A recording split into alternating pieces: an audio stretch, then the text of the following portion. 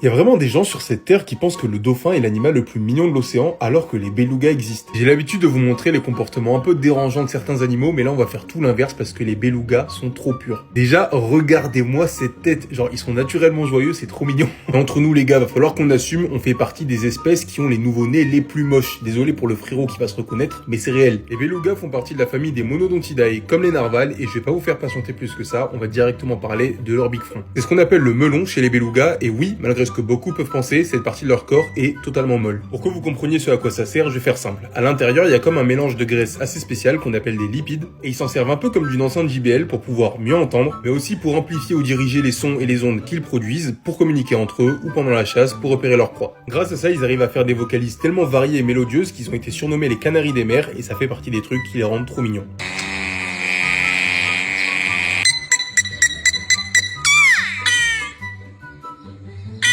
Aussi savoir qu'ils sont ultra intelligents, donc quand ils s'ennuient, à contrario de vos chats qui fixent le mur pendant 3 heures, ils s'amusent à faire des formes avec de l'air sous l'eau, un peu comme les mecs à la chicha, mais là c'est stylé. Pour finir, ils sont tellement gentils que ça leur arrive d'adopter des animaux d'autres espèces quand ils se retrouvent seuls dans l'océan, comme ce narval perdu qui a été adopté par cette famille de belugas. Et si vous êtes toujours pas convaincu, regardez-moi cette vidéo d'un beluga qui allait récupérer le téléphone d'une fille qui l'a fait tomber dans l'eau.